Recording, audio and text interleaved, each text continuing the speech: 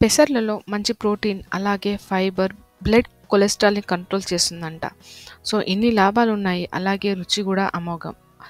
అదేనండి పెసరట్టు ఉప్మా, అది అల్లం చట్నీతో. రెసిపీ ఎలా చేయాలో చూసేద్దాం.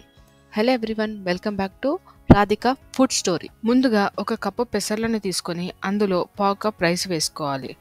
రెండింటిని శుభ్రంగా కడిగి ఓవర్ నైట్ సోక్ చేయాలి, లేదా 6 గంటల్లో నానబెట్టినా సరిపోతుంది.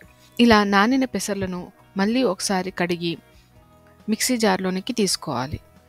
పెసర్లలో 1 టేబుల్ స్పూన్ జీలకర్ర, 2 పచ్చిమిర్చి, చిన్న అల్లం ముక్కను ఇలా చిన్న చిన్న ముక్కలుగా కట్ చేసి వేసుకోవాలి. అలాగే తగినంత ఉప్పు వేసి మిక్సీ పట్టాలి. పిండి ఈ విధంగా కొద్దిగా తిక్కగానే ఉండాలి. ఇప్పుడు అల్లం చట్నీ కోసం 20 వరకు ఎండుమిర్చిని తీసుకొని కొన్ని గోరువెచ్చని వాటర్ యాడ్ చేసి 5 to 10 minutes నాననివ్వండి. మిక్సీ జార్లో కొద్దిగా చింతపండు, ఈ సైజు అల్లాన్ని తీసుకొని చిన్న ముక్కలుగా కట్ చేసి వేయాలి. 8 వెల్లుల్లి రెబ్బలు, 1 టీ స్పూన్ జీలకర్ర, కొద్దిగా బెల్లం, ఇప్పుడు నానిన ఎండు మిరపకాయలు, అలాగే తగినంత ఉప్పు వేసి మిక్సీ పట్టాలి. అంతే, సింపుల్గానే అల్లం చట్నీ అయిపోతుంది. ఉప్మా కోసం ఒక కడాయిలో 2 టేబుల్ స్పూన్ ఆయిల్ వేసి వేడయ్యాక కొద్దిగా ఆవాలు, జీలకర్ర, శనగపప్పు, కొద్దిగా మినపప్పు వేసి కాస్త వేగనివ్వాలి. చిన్నగా కట్ చేసిన ఉల్లిపాయలు వేసి వేగాక 1.5 కప్ వరకు వాటర్ వేసి కొద్దిగా కొత్తిమీర, తగినంత ఉప్పు వేసి ఆ నీటిని బాగా మరగనివ్వాలి. ఇప్పుడు 1/2 కప్ ఉప్మా రవ్వ వేసి కలిపి మూత పెట్టి కాసేపు స్లో ఫ్లేమ్లో ఉడికించాలి.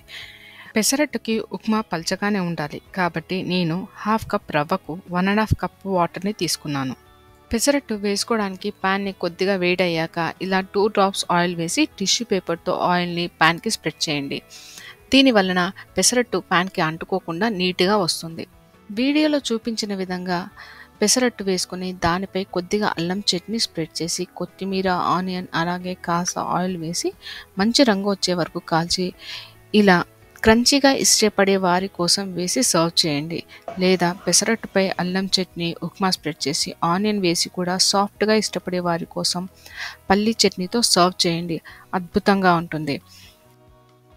అలాగే మీకు ఈ రెసిపీ ఎలా అనిపించిందో తప్పక కమెంట్ చేయండి. సబ్స్క్రైబ్ చేయడం మర్చిపోవద్దు. Thanks for watching.